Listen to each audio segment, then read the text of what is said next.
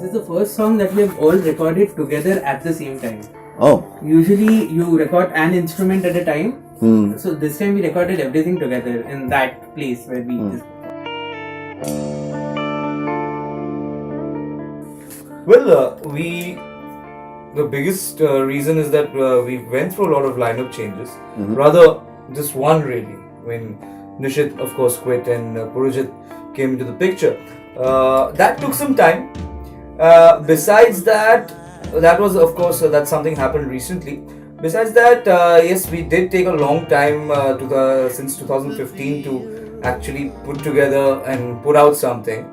It was bothering us too, but the best reason I can give you is the fact that the lineup change, again the new person coming in, getting into the groove with the band, all of that took a little time. Of course, we also got a little lazy after 2015, but yeah, we have Where Do Sheep Disappear Now.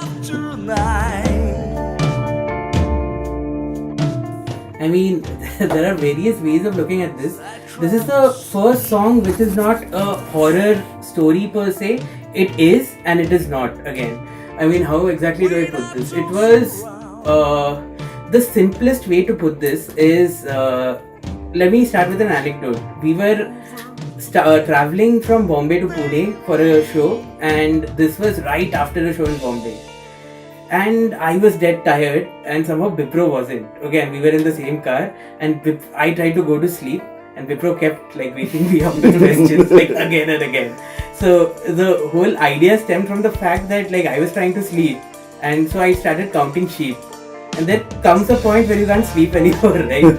So the sheep kept jumping over the fence. I was like, okay, what happens if you take a camera, if you zoom out, where do the sheep disappear?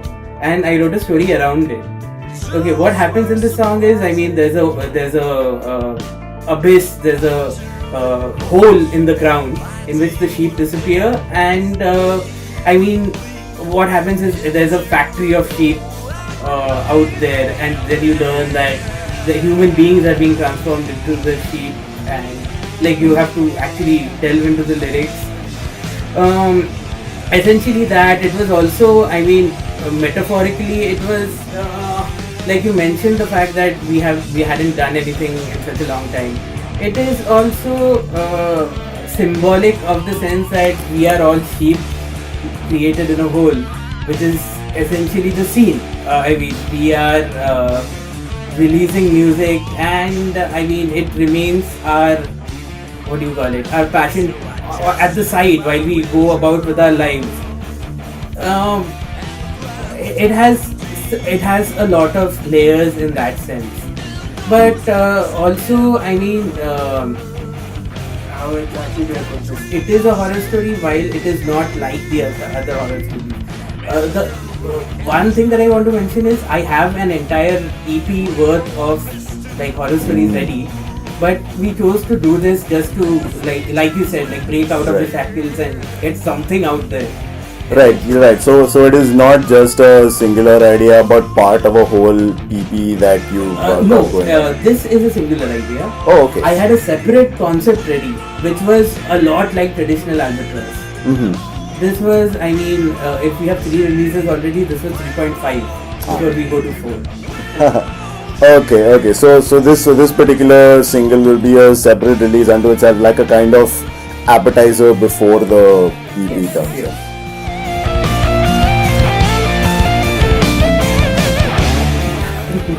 You just recorded one day. Yeah, it was. See, the best part of recording Albatross was that they finished everything in a day. Now, I record a lot of bands here, and we come do the drums one day, and next day we come do the guitar, spend some time. Recording Albatross was like that, because they're all very good musicians, and that's where it begins. That's how you get a good recording. That's how you get a good sounding record. You need to be good musicians first. And that's what they were, very professional, on time. Believe me, that's a big deal when it comes to musicians. I can imagine. There's no one is ever on time, which was great. And yeah, it was fun working with them. The song sounds amazing. It's something, I would say something very different to what they have done before when I've heard their previous work. And I think, like you mentioned, it's a 3.5. It's like an appetizer. You can say. Right. But yeah, they all tracked live, which means they all played together. Wow. And that's a concept that saves time and money for bands. Actually, at the end of the day, you're booking the studio for a day for a song instead of like over the week. But a lot of the Indian bands that you work with still don't do it. They just record it separately. Yes, very concept. A lot of bands do concept. Now we have a few bands coming in looking at this concept. What this does is then you sound like you've played it together because you're playing it together. Quite literally. Right. Everything is overproduced these days. People add a lot of shit to their music that doesn't need to be there. They add layers and layers and layers of things. With Albatross, it is simple, straight, direct, good sound. That's the best part of it. This was a unique, if I have to add to what he said, this was a very unique experience for us too. We obviously were working at Benchmark for the first time. Before this, of course, whenever we've recorded, when it comes to Dinner Is You or Kissing Flies or Fear from the Skies, it has always been like that, today we're tracking guitars, tomorrow we're doing drums, the vocals, something like that. So obviously, like Ori said, it takes a lot of time. And so when we got this opportunity, you've seen the place, you've seen this place, it's a fantastic facility out here. And when we saw that we could do this, besides all the technical aspects that you would know better, to me it is as old school as it gets. When you talk about Priest, you talk about Maiden, they do this. They get together and they play the song together. So what worked in our favor is the fact that before we did this, we practiced the song a fucking lot of times. We wrote the song some time back. We could have recorded this, believe me, a long time back. But we knew that we had to get it right. We wanted to do it like this. Like Ori said, it gives that whole experience, that you know that it's a band play. You're not just tracking, you're not just putting one layer over the other. Yeah, it's not just like pushing things around like yes, so we practice a lot. We schedule jam sessions only 2-3 hours of just this one song. So we know that the day we hit studio, we come to the studio to record this, we know what each one has to do. And we do it right, we get it right, we come, lock the whole thing, get out. So it took us, one day to just finish this whole thing. And a very small thing, one nuance that always gets lost out and which has gotten lost out on all of our previous releases are all the little nuances that he puts in, like on the hi-hats and all the ghost notes that he plays during a song. And we believe that out here, because the facility is so good, everything was captured. That was, in my opinion, the biggest difference. Like the drums sound very real, very nice. Live drums, of course. Yeah. A lot of music that's out there, we really don't hear real drums. At least from our country, we don't have a lot of facilities. They are quite expensive actually. But real drums sound way better than what a software can do. Any day, especially like you mentioned, nuances, the handwork, the little bits that the drummer puts in, you can't do that on program. Yeah, and since we're delving into the drumming a lot right now, what was the main difference that you saw, you felt in how you had to perform in this song and how you had to perform before? And like Bipro said, the live band playing setting must have counted for it a lot. Was there a lot of difference? Yeah, of course. Like I said, the biggest difference was acoustic drums. So all the previous, I think, work has been on electronic drumming. So in that sense, it was very, very different than what we've done before. Very separate. It's a completely different concept altogether. What we are working on as a probably next release is a completely different concept. Okay, and speaking of, I might have a 3.75 also.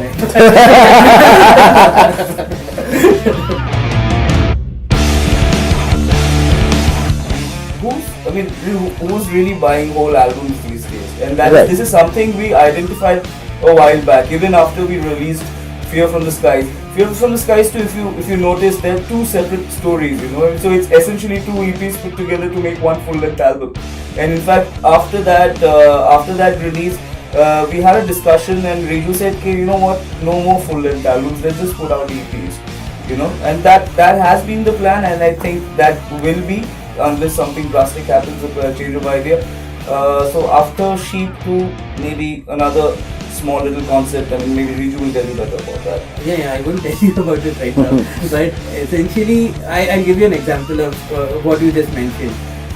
People have said that the first release you put out, Dinner Is You, wasn't our best release. We have successively become better. Okay, so Dinner Is You, Kissing Flies was better than Dinner Is You, and Fear from the Skies is better than Kissing Flies. If you look at sales from 2010 to Fear from the Skies is actually a least selling album of the lot. Wow. Right. The one we released in 2010 was our highest selling this thing. So, and this is the Instagram generation. Like Vignesh keeps telling me, like, why aren't we putting out clips on Instagram? Because I am not on Instagram. I don't understand all of this.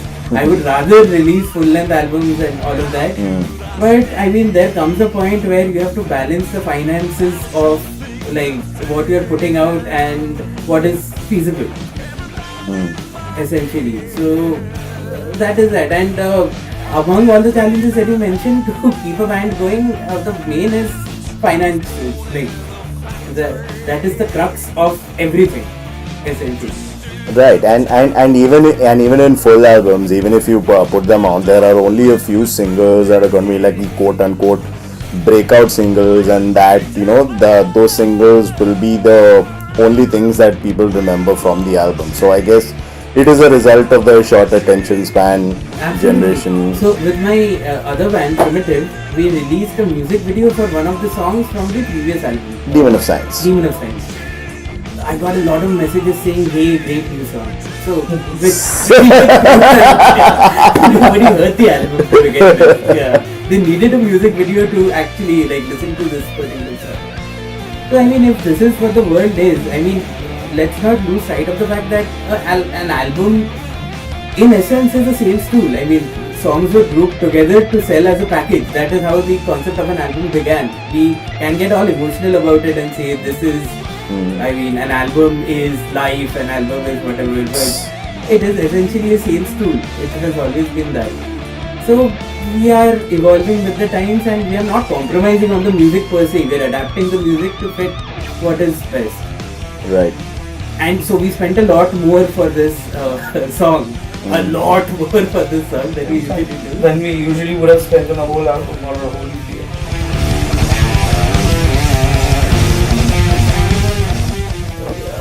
Okay, so there is going to be, I'll give you this much of a teaser.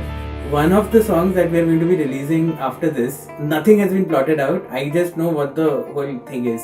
It's going to merge my love for music and my love for wrestling together. Oh, wow. So there's going to be, that's 3.75. 4 on the other hand, this was done a long time ago.